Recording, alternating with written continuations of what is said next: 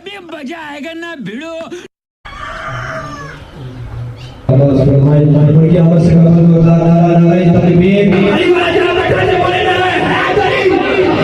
سب حاضری پیش کروا رہے تھے یوں تو سارے جاتے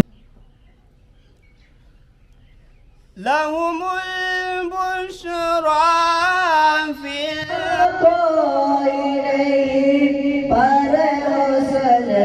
رحمت دو جان کرو شکر کیسے ادا یتیماں دا سہارا یا رسول اللہ آس و تم عبد القادر اتنا تو سہارا تھا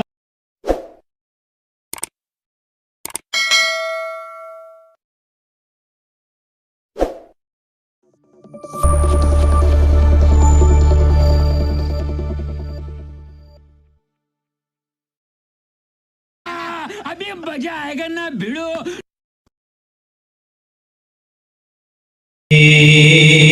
کھایا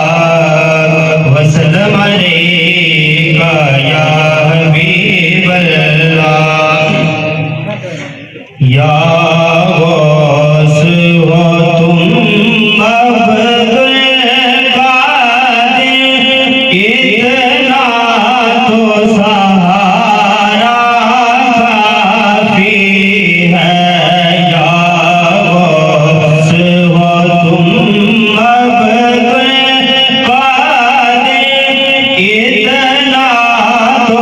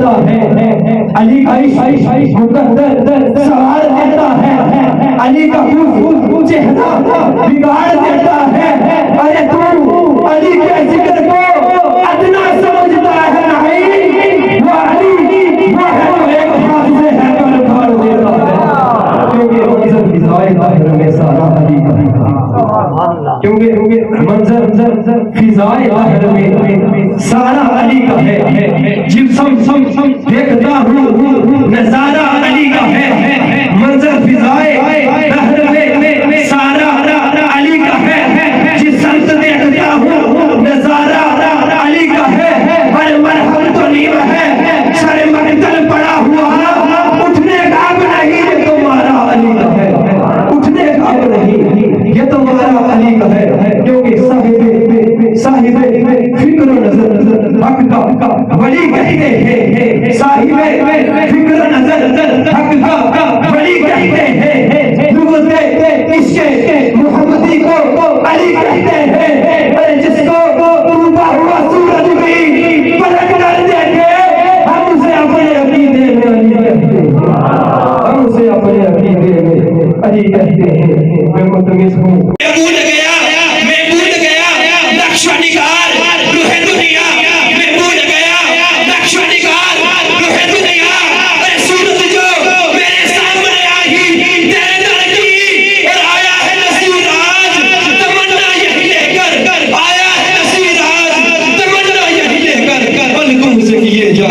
صفائی تیرے در کی پلکوں سے کیے جائے صفائی تیرے در کی تھی جس کے مقدر میں بتائی تیرے در کی میں ملتمس ہوں سٹیج پر تشریف لائے محمد زیفان تعلیم جامعہ رشیہ کا اور بارگاہ حق انام میں اپنی حاضری پیش کریں واجب الاحترام آج کی اس نظم کے میزبان پیر طریقت رہبر شریعت حضرت پیر معمول حسین شاہزاد انو شاہی قادری دیگر پیران اعظام آپ کے صاحبزادگان اسٹیج کی زینت حضرات علماء کرام پنڈال میں بیٹھے میرے پاک نبی کے غلاموں السلام علیکم ورحمۃ اللہ تعالی وبرکاتہ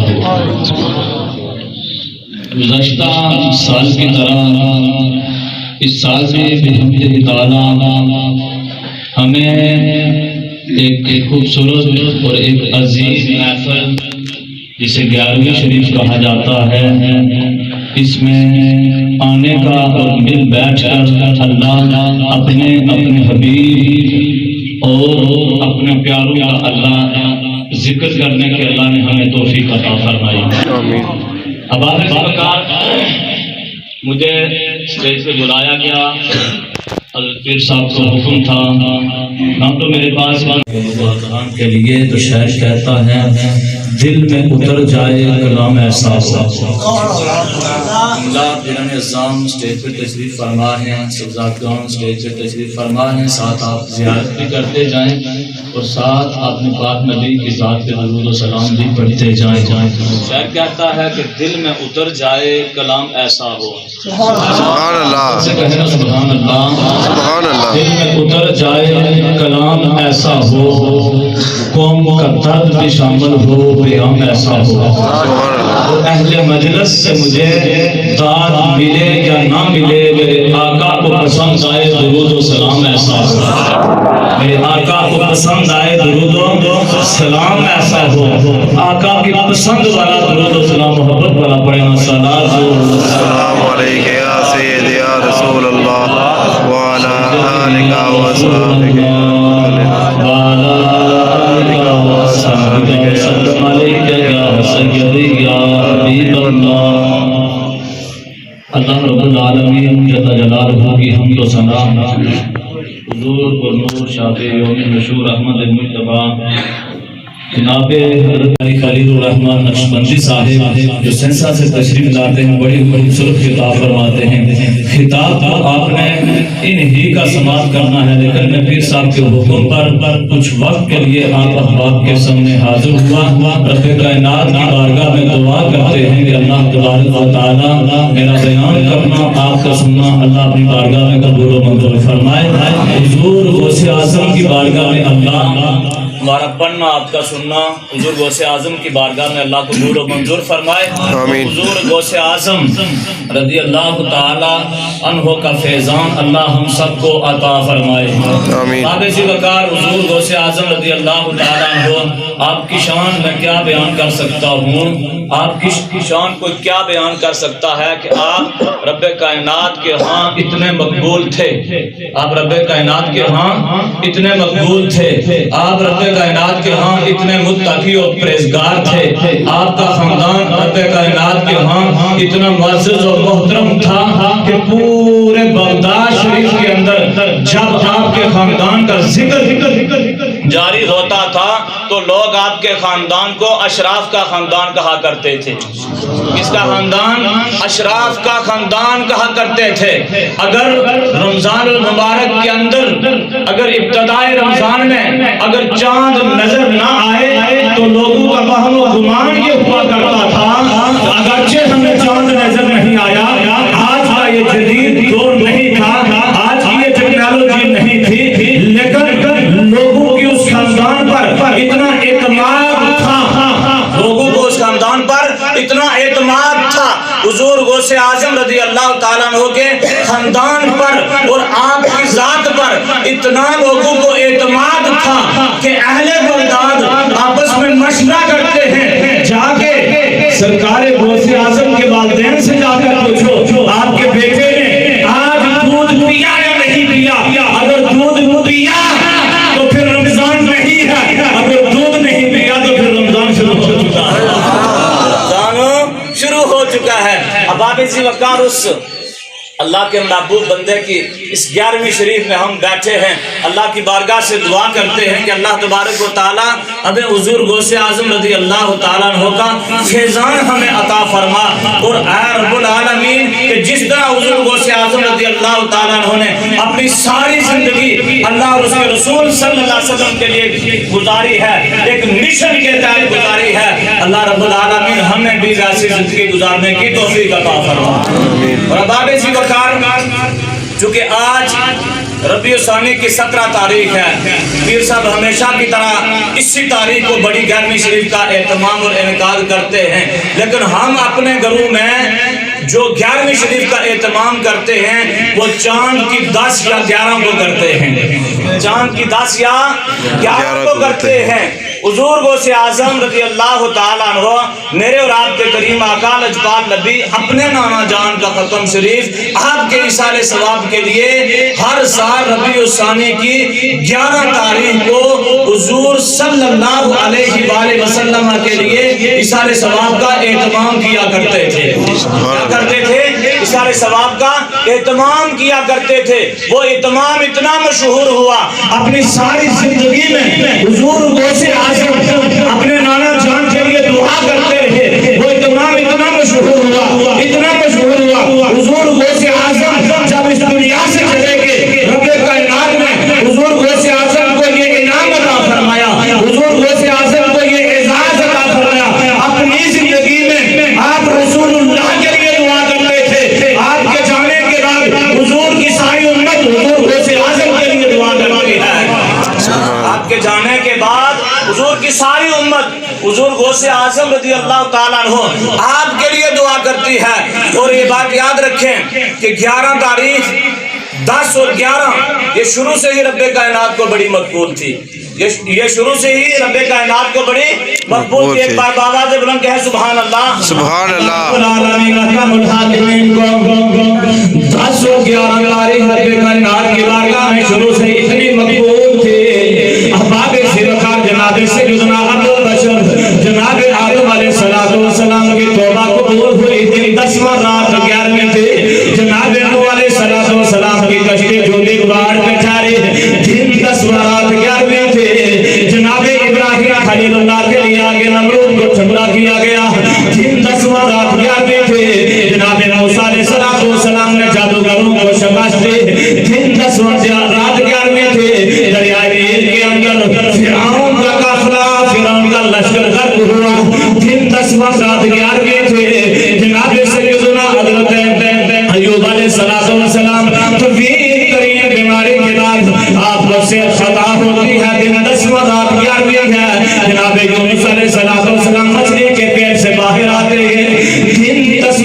11ویں ہے جناب ابراہیم خلیل اللہ علیہ السلام و تسلیم نے اپنے لہد جگر جناب سیدنا حضرت اسماعیل ذبیح اللہ کی قربانی رب کائنات کی بارگاہ میں پیش کرتے ہیں دن 10 رات 11ویں ہے میرے تیرے امام اہل بیت کا چشم و چراغ جناب سیدنا حضرت امام